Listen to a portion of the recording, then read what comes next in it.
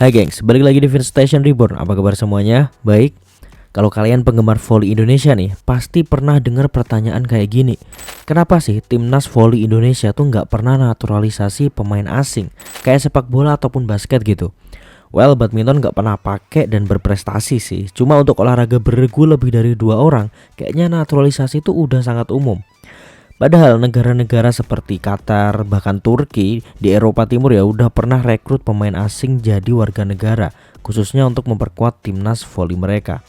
Lalu, kenapa Indonesia enggan? Apa memang nggak butuh atau ada kendala yang belum banyak orang tahu?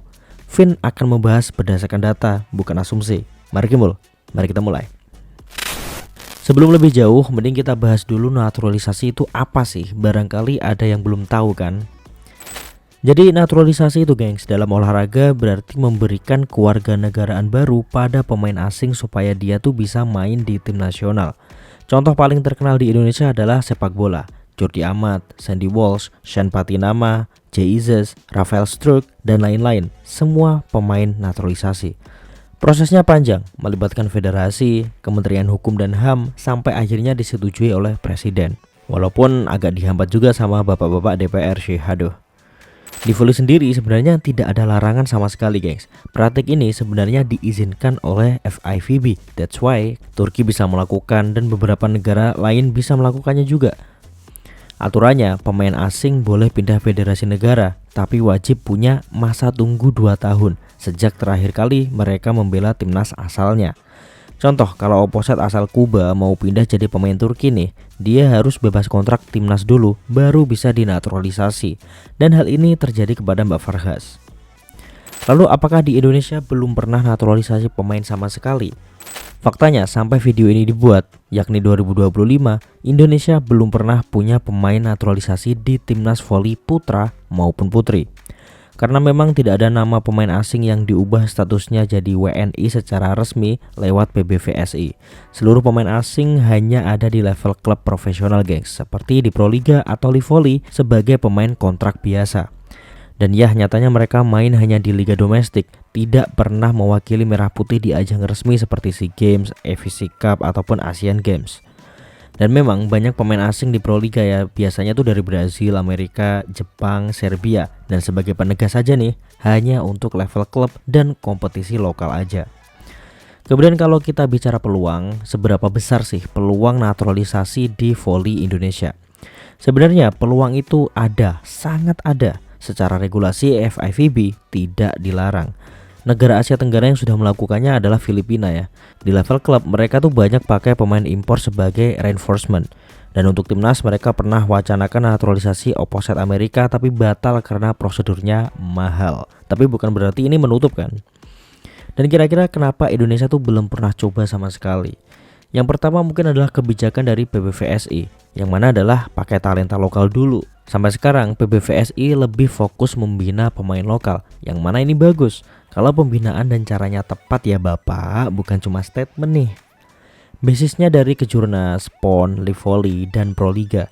Nah dari sana muncul nama-nama seperti Megawati Hangestri, Sheila Bernadetta, Yola Yuliana, Marcella, Dita, Wilda Santri Fadila, you name it.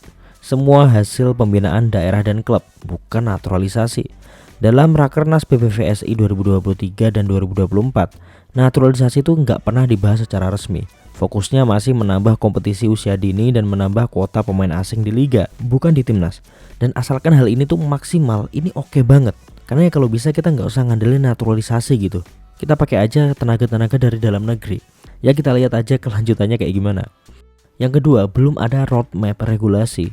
Berbeda dengan PSSI, PBVSI itu nggak punya draft alur administrasi, legal, atau rencana lobbying ke pemerintah.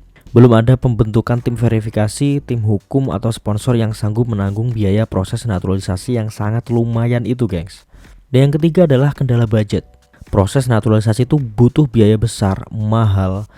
Di sepak bola aja pemain naturalisasi bisa menelan anggaran ratusan juta hingga miliaran rupiah loh untuk legalisasi, dokumen, hingga izin dari FIFA. PBVSI masih mengandalkan dana APBN, sponsorship liga, dan dukungan KONI. Itu pun lebih diprioritaskan untuk pembinaan PON, Kejurnas, tryout timnas junior, dan pengiriman ke kejuaraan Asia gengs. Jadi masih cukup sulit dalam segi budget. Yang keempat, mindset, fans dan budaya voli. Fans voli Indonesia tuh cenderung bangga dengan talenta lokal dan Mimin setuju.